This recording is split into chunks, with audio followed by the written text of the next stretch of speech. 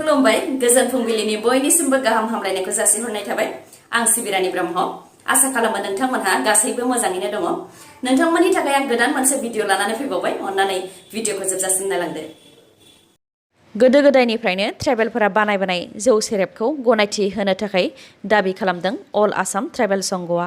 बिथांमोना मोनसे खौरांगिरि मेल खुंदोंमोन खौरांगिरि मेलनि गेजेरजों ट्राइबेलफोरा गोदो गोदायनिफ्रायनो माइरं आरो बिलाइजों बानायबोनाय दै महरनि लोंग्रा अदेबानि जौ सेरेब बानायनायखौ गनायथि होनो थाखाय आसाम सरकारखौ खावलायदों आरो बेनि फालांगि खालामनो गनायथि होनो थाखायबो दाबि खालामदों आरो गोनांथि जायोब्ला बेनि थाखाय लाइसेन्स होनो थाखायबो आसाम सरकारखौ दाबि खालामदों अल आसाम ट्राइबेल संघआ जेरै मणिपुरनि सेकमाइ लोंनायखौ गनायथि होदों थिग बेबायदिनो आसामाव थानाय ट्राइबेलफोराबो गोदो गोदायनिफ्रायनो बानायबोनाय जौखौ बानायनो थाखाय गनायथि होनो थाखाय दाबि खालामदों आसाम सरकारनिसिम लोगोसे गोलाव समनिफ्रायनो सुपारलाइट एएससि ब्लक्स इन्डास्ट्रिनि हेंथायै नांबोबाय थानायाव अल आसाम ट्राइबेल संघआ देरहासार जानो हाबाय होननानैबो फोरमायथिबावो मख'नो गोनांदि कामरुप मेट्र'नि सनापुर रेभिनिउ सार्कलनि सिङाव थानाय सरुतारि गामिनि खोला कामरुप ट्राइबेल बेल्ट एन्ड ब्लकनि हा जाय कार्दम कियाफि मुंनि सासे ट्राइबेल आइजोनि हामोन बिथांनि 16 बिघा हाखौ ट्राइबेल नङै सुबुंफोर जाय आसामनि बायजोनिफ्राय फैनानै सुपारलाइट एएससि ब्लक्स इन्डास्ट्रि फसंफैदोंमोन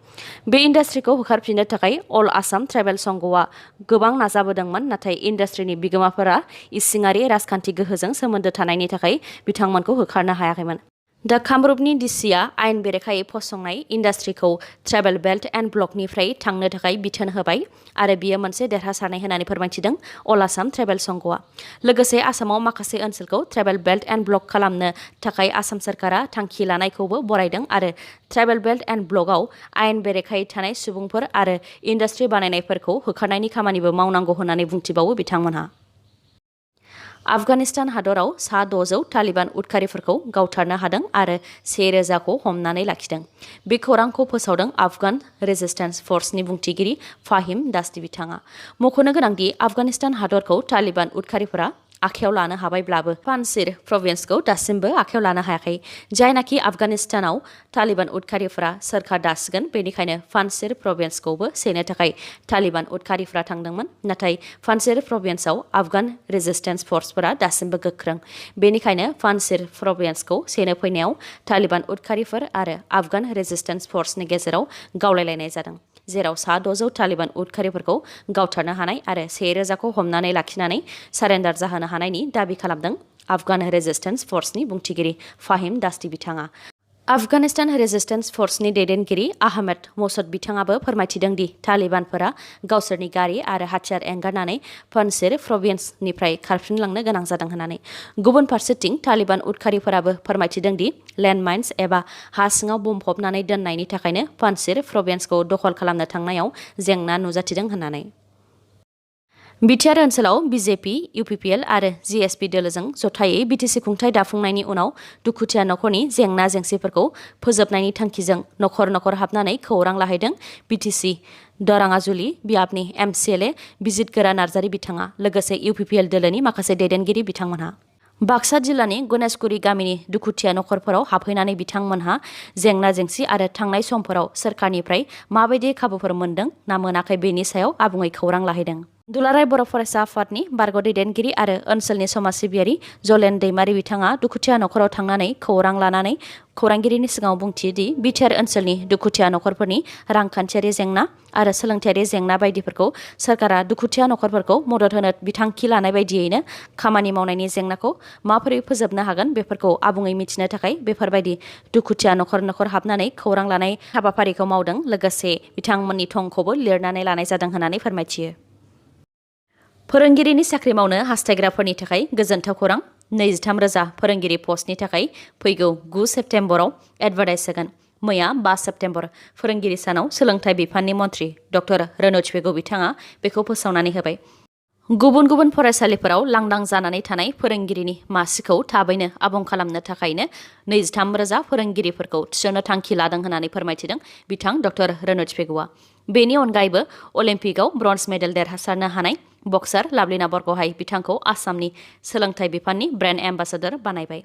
मख'नो गोनांदि दिनैनिफ्राय रायजोआव HS final year graduate final year आरो पोस्ट ग्रेजुवेट फाइनाल इयारनि थाखाय अफलाइन फोरोंथाय होनाया जागायजेनसिगोन। बेनि थाखाय फरायसाफ्रा कभिड-19नि मोनसे ड'ज भेक्सिन लानाय जानो नांगोन आरो हस्टेलाव थाग्राफोरा मोन्नैबो ड'जनि कभिड-19 भेक्सिन लानाय जाथारनो नांगोन। थाखो 10 सिम अनलाइन फोरोंथाय होनायानो थाथ'गोन। उननि समाव कभिड-19नि थासारिया खम जायोब्लानो बिथांमोननि थाखायबो फरायसालिखौ बेखेवनानै होगोन होननानै फोरमायथिदों सोलोंथाइ बिफाननि मन्थ्रि डक्टर रनोज पेगु बिथाङा। सोनाब बंग'नि थागिबि मेस एबा बर'फोरा मेस जौगाखां गावखुंथाय दाबि खालामदों। बिथांमोना बुंथिदों दि मेस एबा बर'फोराबो सोनाब बंग'निनो थागिबि बेखौ गोबाङानो मिथिया। जेरैबायदि आदिबासि, नेपालि, राभाफोरनोबो गावखुंथाय होदों थिग बेबायदिनो मेस एबा बर'फोरनोबो गावखुंथाय होनो थाखाय दाबि खालामदों सोनाब बंग'नि गिबि मन्थ्रि ममता बेनार्जी बिथांनिसिम। लोगोसे बे दाबिखौ ममता बेनार्जी बिथाङा सुफुंनानै होगोन होननानैबो आसा दं होननानै फोरमायथिदों बिथांमोनहा। बिनि अनगायैबो सोनाब बंग'आव थानाय राजबंसि आरो गुबुन गुबुन हारिफोरा जेरैबायदि गावबा गावनि रावजोंनो सोलोंथाय लानो हायो थिग बेबायदिनो जाहाथे सोनाब बंग'आव थानाय बर'फोराबो गावबा गावनि रावजोंनो सोलोंथाय लानो हायो बेनि थाखायबो ममता बेनार्जी बिथांनिसिम दाबि खालामगोन होननानै फोरमायथिबावो बिथांमोनहा। बेडमिन्टन गेलेगिरि कृष्णा नागार बिथाङा टकिअ पेरालिम्पिक्सआव 5थि सनानि मेडेलखौ भारतसिम लाबोनो हाबाय। हंकंनि चु मेनकेइ आरो कृष्णा नागारनि गेजेराव मेन्स सिंगल फाइनालाव गेलेनाया जादोंमोन जेराव 21-17, 16-21, 21-17 आव फेजेननो हानानै सनानि मेडेलखौ भारतसिम कृष्णा नागारा लाबोनो हादों। मख'नो गोनांदि देहायारि गेबें नङै अदेबानि बेंगुरा बेंगुरिफोरनि थाखाय जानाय टकिअ पेरालिम्पिक्सआ थुंगेबाय। जेराव भारतआ 4 सनानि मेडेल, 8 सिलभार मेडेल आरो 6 ब्रन्ज मेडेल गासै 19 मेडेल देरहासारनो हानानै 24थि फारियाव जायगा आवग्रिनो हादों। चाइनाया 96 सनानि मेडेल, 60 सिलभार मेडेल आरो 51 ब्रन्ज मेडेल देरहासारनो हानानै सेथि फारियाव जायगा आवग्रिनो हादों। ग्रेट ब्रिटेनआ 41 सनानि मेडेल, 38 सिलभार मेडेल आरो 45 ब्रन्ज मेडेल देरहासारनो हानानै नैथि फारियाव जायगा आवग्रिनो हादों। इउनाइटेड स्टेट्सआ 37 सनानि मेडेल, 36 सिलभार मेडेल आरो 36 ब्रन्ज मेडेल देरहासारनो हानानै थामथि फारियाव जायगा आवग्रिनो हादों आरो आरपिसिआ 36 सनानि मेडेल, 33 सिलभार मेडेल आरो 49 ब्रन्ज मेडेल देरहासारनो हानानै ब्रैथि फारियाव जायगा आवग्रिनो हादों। नगाव पुलिसआ 2 लाइमोनफोरखौ रैखा खालामनो हादों। नगावनि साब इन्सपेक्टर अन्जुश्री कलिता बिथांनि दैदेननायाव 2 लांखारजानो नागिरनाय हिन्जावसाफोरखौ रैखा खालामनो हादों। बाट्टाद्रावा ओनसोलनि 2 हिन्जावसा गोमानायखौ लानानै नगाव पुलिस थानायाव रिपर्ट होनायनि 18 घन्टानि गेजेरावनो रैखा खालामनो हादों नगाव पुलिसआ आरो बेनि दायनिगिरि महम्मद मजामिल हकखौबो एरेस्ट खालामनो हादों। फोरमायथिनाय बायदिब्ला दुथाङा मुम्बाइ फारसे 2 लाइमोनफोरखौ लांखारनो नागिरदोंमोन आरो दानसेयाव 50,000 रां दरमाहा मोनगोन होननानै लाइमोनफोरखौ थगायदोंमोन।